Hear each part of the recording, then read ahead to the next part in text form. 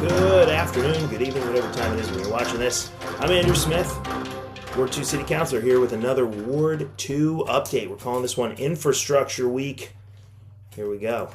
We are in a drought, folks. Level 3 for drought in this part of Massachusetts, so please conserve water whenever possible. Only water outside when it is absolutely necessary. More information on that on the state's website, as well as I've linked that in my Substack, so you can go there as always.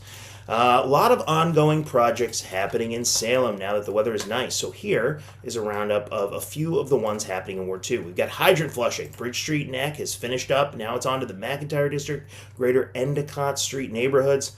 We see this work starting now. You should be seeing that happening. You should get a regroup call or email about that. More on what that means later. But if not, you may see some brown water. So it's best to, in that situation, not run your hot water. Flush cold water at your lowest sink possible until the brown is gone. I know, given the previous item, I hear it myself. It's a little ridiculous, but that's what we're going to do, and just keep calm and we'll move through it. We'll get through it. It helps prevent more brown water at random times in the future. So it's a net positive is the hope. All right, pothole repair. It's pretty much done across the city for the season. So if you still have a pothole issue, please go on SeeClickFix, put that in, and then follow up with me if you don't see that fix in a week or two. Hundreds of Ward 2 pothole tickets have been cleared in the last month or 2 months. I'm still there's a sinkhole on Federal Street. I am very aware of that. I will keep my eye on it, and I have put that in myself. Bridge Street Neck. You got a lot of sign updates coming down the road, quite literally. So things like 15-minute parking, no parking here corner, all that has to get updated in real life to match the what we have in the ordinance and what we've been intending. So that's going to be happening over the next couple of months. Probably also including those no turn on reds that were passed last year in the city council. We'll finally hopefully get some of those signs out there. Over to sewer work on Chestnut Street throughout July. Chestnut Street is going to have this major sewer replacement project. It's going to take the next few weeks. Requires a lot of digging, but not a lot of traffic issues, hopefully, because the street is so wide so people can just kind of go around. Trucks are out there now. So that will hopefully work out well. Also in front of 8 Norman Street in a couple weeks, so the end of the month, there's going to also be more of that same sewer work. It's just going to be a block sidewalk, though, and should not have any traffic disruptions as well. We got a new city engineer, folks. This guy is hard at work. Jay Carroll is great.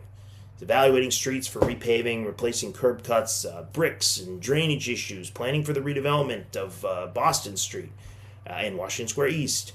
And that's all coming hopefully this summer. So please reach out to me if you have questions on that.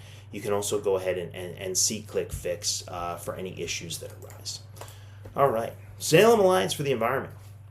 Other news here. They've partnered with the city and the school district to install these heat sensors. Look, there's me putting one up right there. And these air quality monitors all over the city. So if you see these white bubble things, that's what they are. They're not surveilling you. They're just capturing vital data for the fight against climate change. So these are heat sensors. They tell us where there's dangerous heat zones, particularly downtown and the Point neighborhoods. That's where most of them are, and hopefully help be able to combat that in the future.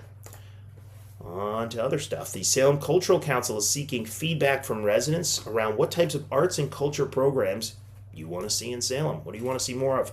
Super short. It's anonymous. It goes a long way to fill that out.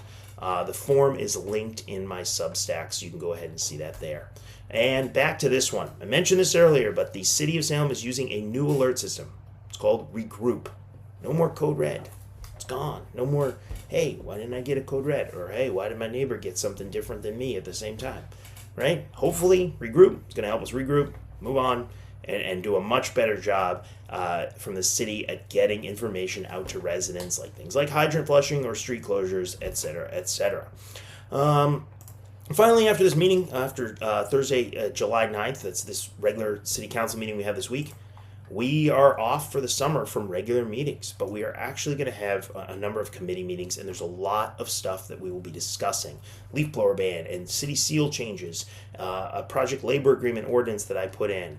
Tonight we're going to be discussing rent control resolution that hopefully shows our support for allowing some of that to come back to the city, so cities and towns can actually make their own decisions on whether to enact rent control, which could be a vital tool at fighting displacement here in Salem. So we'll see how that goes. We have a lot to discuss. It's good to be back on this. On a personal note, I had a family tragedy. I really appreciated people reaching out. That was so great. Good to do one of these again. Have a good night. I'm sure I'll see you out there.